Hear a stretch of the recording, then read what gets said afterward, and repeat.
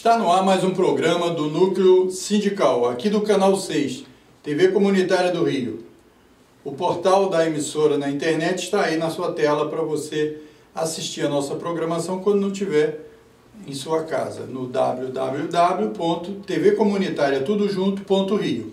O telefone e o e-mail também segue para você interagir com a gente. Hoje nós vamos debater a situação dos trabalhadores e do movimento sindical diante da conjuntura do governo atual. E para isso nós convidamos a diretora da Executiva Nacional da CUT, a Virgínia Berriel, que também acaba de ser eleita para a executiva do Sindicato dos Jornalistas Profissionais do Rio de Janeiro. Virgínia, primeiro obrigado aí pela sua presença.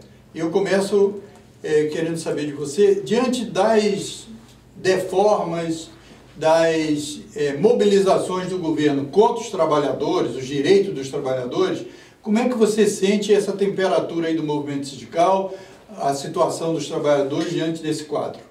Olá, Moisés, obrigado, eu que agradeço a participação aqui nesse programa tão importante. Bom, a temperatura está esquentando. O movimento sindical, hoje, ele está de alguma forma mais acuado, por conta principalmente do tripé, né, de sustentação dos sindicatos. O imposto sindical foi retirado e foi retirado de forma muito rápida, né? Os sindicatos não tiveram tempo para se reorganizar. E é claro que a temperatura está esquentando. Por quê? Porque os trabalhadores agora precisam chegar junto. Os trabalhadores agora eles precisam ter uma consciência maior do que antes. A história de muitos trabalhadores têm aplaudido nas ruas, né? Nossa, acabou o imposto sindical, não preciso mais pagar aquela taxa. Mal sabiam os trabalhadores que eles estavam dando uma facada neles próprios, né? Porque esse trabalhador que, alguns que saíram às ruas, que aplaudiram, né, de alguma forma desinformados, eles hoje já estão sentindo na pele o que é perder direitos. Porque esse mesmo governo que põe fim ao imposto sindical, ele também colocou fim aos direitos desta classe trabalhadora, agora subtraídos, né? Aquela jornada de 8 horas, agora está chegando através de uma jornada intermitente, do trabalho home office, de redução de salários, de retirada de benefícios, hora extra, por exemplo, que parece uma coisa assim, né, absurda. Todos os trabalhadores recebiam, a maioria dos trabalhadores recebiam as horas extras em dinheiro. Hoje, não é mais nem banco de horas, né? Você tinha um banco de horas que regulava as horas feitas de segunda a sexta-feira. Hoje, na maioria dos acordos coletivos, as propostas dos patrões, por conta desta reforma trabalhista, todas as horas extras no banco de horas. Pense o que é isso. Aquele trabalhador que não tinha uma jornada de trabalho no domingo, que não tinha uma jornada de trabalho, por exemplo, num feriado. Ele ter que trabalhar o domingo e o feriado e ele não ter essas horas pagas com adicional de 100% e estas horas irem para um banco de horas. E nós estamos falando, e você está aí discorrendo, sobre aqueles que têm trabalho, né, que têm emprego. Sim. E os 13 milhões e pouco, formalmente a gente sabe que é muito mais, né? Certo.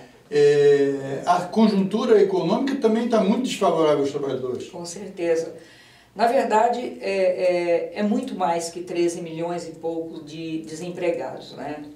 Isso somam-se, né, cerca de 20, até mais que isso, milhões de trabalhadores desempregados, e porque tem o trabalho informal, né, também, esses não conseguem vender, não conseguem absolutamente progredirem. Então, tem uma deficiência e essas pessoas estão literalmente passando necessidades, né? Não é só aquele trabalhador que tem o seu salário com a carteira assinada. Esse está em penúria, por quê? Porque os índices de reajuste, né, salários e benefícios do ano passado, por exemplo, e deste ano, foram muito menores do que dos anos anteriores, dos governos anteriores. mas ainda está sobrevivendo porque ele tem aquele salário pequeno. Mas quem não está empregado, esse está nas filas. Vou dar um exemplo no Maracanã, ali no Sintel Rio, tem um programa ali, toda terça-feira, que é um programa que eles fazem em parceria com uma igreja católica. A fila começa no Maracanã, ou lá na Veiga de Almeida, e fecha o quarteirão inteiro de pessoas procurando trabalho, naquele balcão que uma vez por semana atende trabalhadores ali de todas as áreas do estado, do município do Rio de Janeiro. E dá pena, porque tem pessoas que dormem lá naquela fila, de segunda para terça-feira, para disputar uma vaga essa que o trabalhador vai passar por um processo seletivo. Então, tamanho o índice de desemprego que nós temos hoje no estado do Rio de Janeiro. Eu acho, inclusive, o estado do Rio de Janeiro hoje é o estado que tem o maior índice de desemprego do país. Tá tudo travado aqui, né? O estado travou. Agora, o movimento sindical mantém a firmeza e a organização e não vai baixar a bandeira. Inclusive, no seu caso do Sindicato dos Jornalistas, né? Que teve a eleição e agora vai ter o Congresso Nacional e um congresso aqui no Rio de Janeiro também, porque a luta tem que continuar, não é? Com certeza. Eu acho que essa falta de formalização do mercado de trabalho, falta de crescimento de postos de trabalho, isto também nos dá força para lutar um pouco mais. E o movimento sindical ele também não tem saída, ou nós lutamos, porque nós temos que defender esses trabalhadores, nós temos que defender uma forma de sustentabilidade dos sindicatos, porque se não tem o imposto sindical, nós temos que fazer filiações, nós temos que sindicalizar mais trabalhadores. Então o movimento sindical hoje, ele vive exclusivamente das filiações, do aumento dessas filiações, do trabalho permanente junto à base, junto às categorias, e é claro que a sindicalização ela está sendo ampliada, mas mesmo sendo ampliada, isso não é um motivo para manter as entidades sindicais. Então, está muito aquém o que está entrando para os sindicatos. Então, um exemplo assim, para você, para que as pessoas possam entender, muitos sindicatos tiveram que reduzir o seu quantitativo de empregados, Alguns sindicatos tiveram que fechar, trabalham nem todos os dias, nem todos os dias da semana, tiveram que reduzir carga horária de trabalhadores. Então, é uma situação delicada, mas para o movimento sindical, para o dirigente sindical, isso dá força, porque nós temos que estar na rua o tempo todo, na luta o tempo todo, achando formas de sobreviver. Da mesma maneira, o Sindicato dos Jornalistas, que passa também por um processo de reformulação, é uma categoria que está aí sendo espremida pelas mídias impressas, que tiveram também grande redução no seu quantitativo de empregados, principalmente os jornais impressos. O impacto da tecnologia na categoria está sendo forte. As novas tecnologias, a maioria dos trabalhadores, a maioria das pessoas hoje não pega o jornal para ler, vai pegar o quê? O celular, e através ali das mídias, através da internet, do Facebook, das mídias sociais, do Instagram, Twitter. Então, hoje, as pessoas estão muito mais voltadas às mídias sociais do que ao jornal impresso. Então, um grande número de desempregados, um impacto muito grande na vida dos jornalistas, que tinha lá garantido, seguro o seu trabalho, com carteira assinada. Então, esse que tinha uma carteira assinada, que foi demitido, obviamente, ele está disputando uma vaga aí nessas mídias sociais, ele criou um blog, Então, aumentaram os postos de trabalho informal para os jornalistas, com toda certeza. Muitos jornalistas estão fazendo assessoria de imprensa, eu conheço vários que trabalham com assessoria de imprensa, trabalham alimentando as mídias, trabalham fazendo mídias para sindicatos e para vários outros meios de comunicação. Agora, é um impacto grande, é uma mudança, além da tecnologia, é uma mudança na vida desta categoria, deste segmento que é tão formador de opinião, que é tão importante esses profissionais, né? E aí nós temos que achar formas, dentro do próprio sindicato, de fazer a manutenção da entidade sindical. Entidade essa que, como você mesmo disse, acabou de eleger uma nova diretoria, a chapa 1 venceu aí com 72,5% dos votos válidos, a chapa 2 teve 28,5%, então foi uma 27, vitória. 27,5%. Foi uma bela vitória, mas nós precisamos de respostas para esses trabalhadores que estão empregados e também para os trabalhadores que não estão desempregados. E a eleição já passou, agora tem um congresso, todo mundo pode participar, não é isso? Quem esteja atualizado e, quer dizer, kits com o sindicato vai votar. Sim. E quem quiser participar, mesmo não estando nessa condição, pode participar. E esses temas do impacto da tecnologia na vida do jornalista, essa questão do desemprego, essas outras questões vão estar em debate lá no Congresso. Exatamente. Nós vamos debater o tema dos retrocessos, o tema da profissão do jornalista, os impactos que esta profissão vem sofrendo, principalmente ao longo desses 3 últimos anos, né? Nós vamos debater no Congresso, que tem abertura no dia 9, a partir das 18 horas, e no sábado, no dia 10, nós teremos mesas de debate na parte da manhã, teremos a plenária à tarde. Evidentemente, nessa plenária, a prioridade é para os jornalistas, né, sindicalizados, mas evidentemente os não sindicalizados também podem participar. E no final, na plenária, nós vamos tirar os delegados que vão para o Congresso Nacional da FENAGE. Qual é o tema principal desse congresso estadual, né?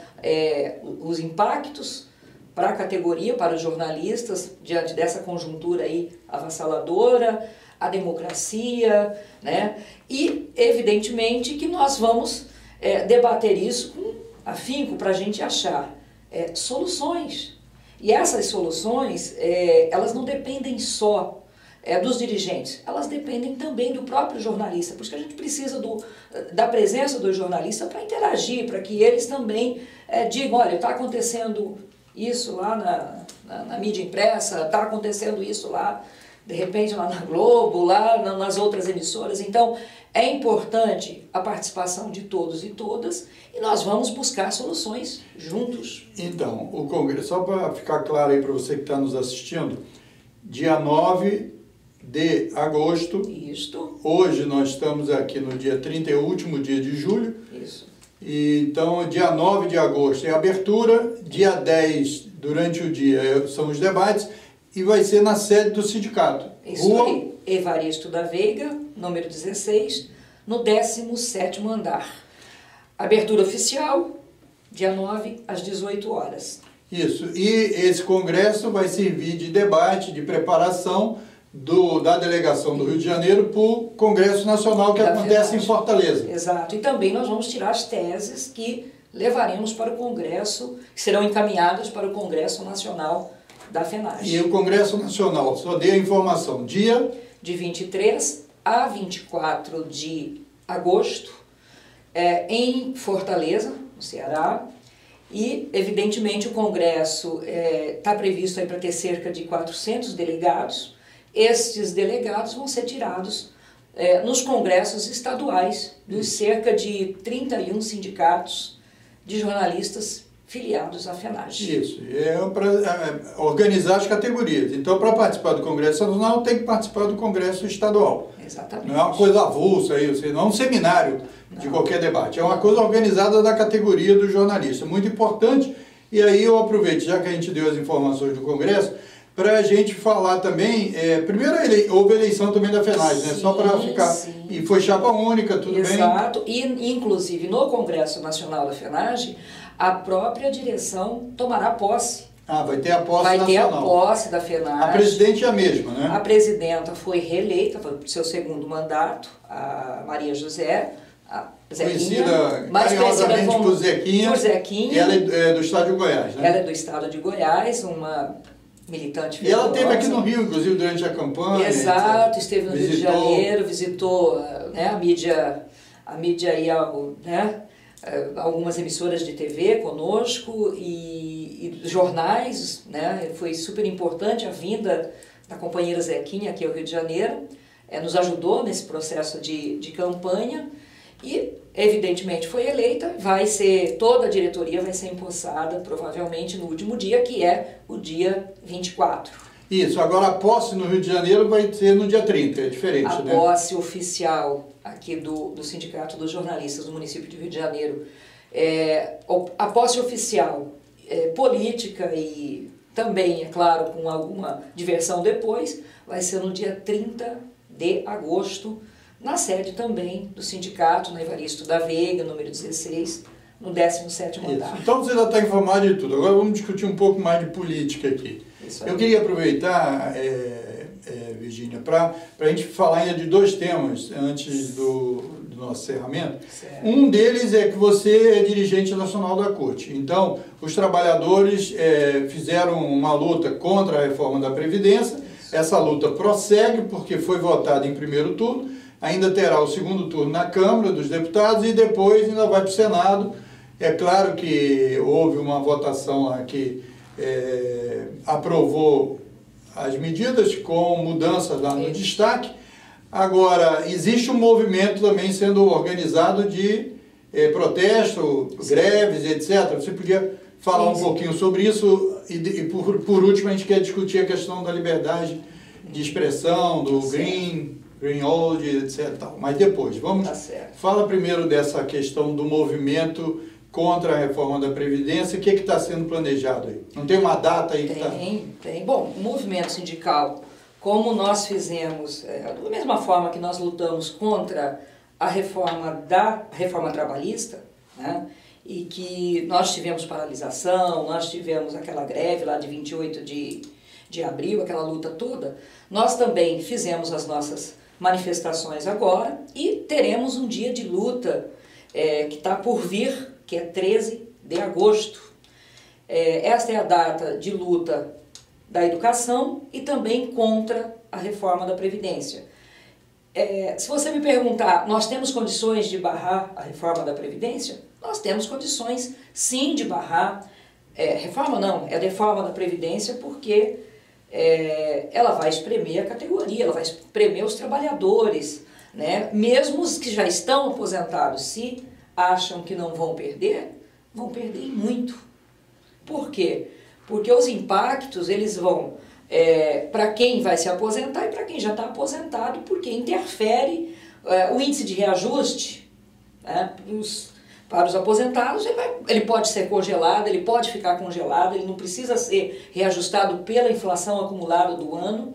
E para quem vai se aposentar, o impacto é gigantesco. Imagina você muita gente vai ter que trabalhar mais de 10 anos, eu acabei, já entrei com a minha aí, já entrei em maio. Não é? 10 anos, 15 anos de trabalho, professores, trabalhadores rurais, estes, então, né, nem se falam, porque antes eles provavam o trabalho rural através do seu sindicato, hoje não é mais desta forma, ele tem que procurar um escritório, ele tem que praticamente entrar com uma ação trabalhista para ele provar que ele pagou, né, aquele imposto do produto vendido. Então, as categorias serão massacradas, a aposentado, a pensionista, aquela que vier depender da pensão do marido, essa pensão vai cair mais de 40%.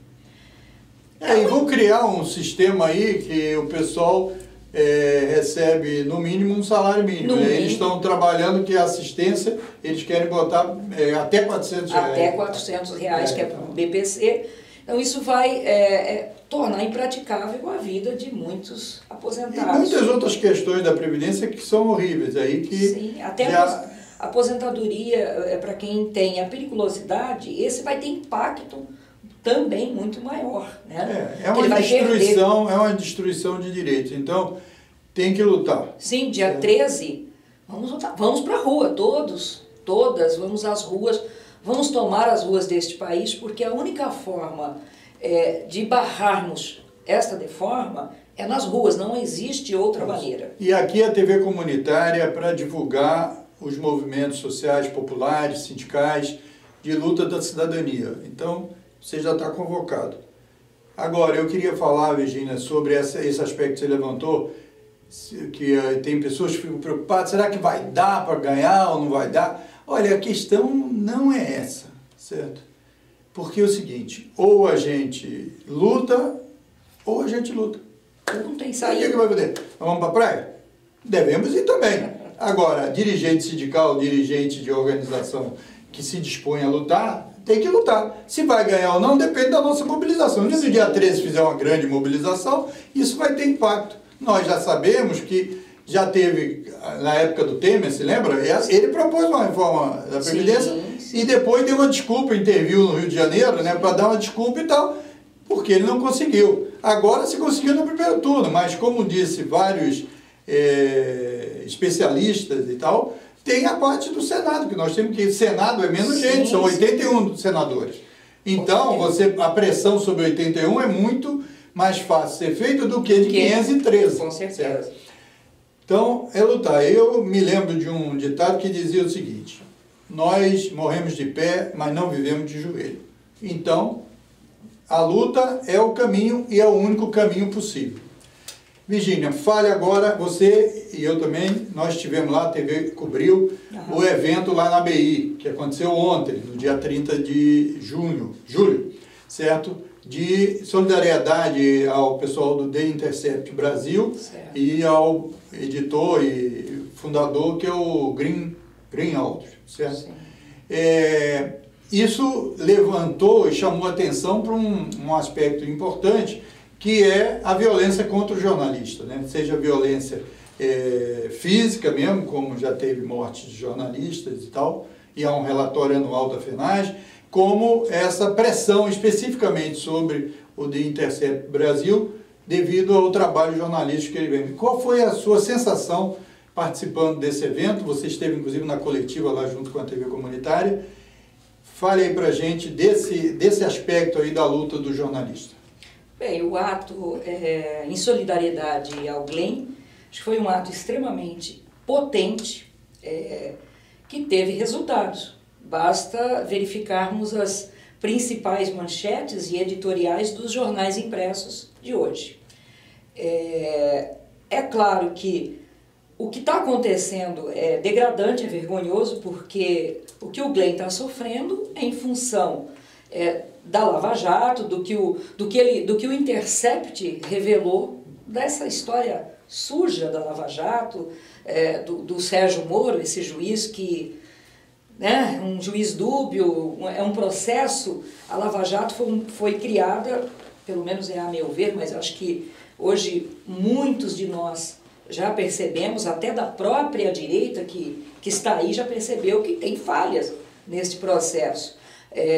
Não que sejamos, por exemplo, não sou contra a fiscalização, não sou contra a prisão de quem é corrupto, de quem roubou. Acho que se roubou tem que ser apurado, tem que ser preso. Agora, da forma que a Lava Jato fez, né, você dando liberdade a esses delatores, você escondendo ou então instigando o delator para falar mais apuradamente contra, né, um preso político, porque hoje nós entendemos que o Lula é um preso político. Então, o que o Glenn está soltando aí não são conversas republicanas, são uma vergonha, um crime. Isso, um esgoto da Lava Jato. Com certeza, é o esgoto que está escorrendo a céu aberto, e que essas pessoas, Moro, Dallagnol, o próprio presidente, essas pessoas têm que ser punidas, literalmente punidas. Então, os caras fizeram o que fizeram e culpam o Glenn de ter cometido um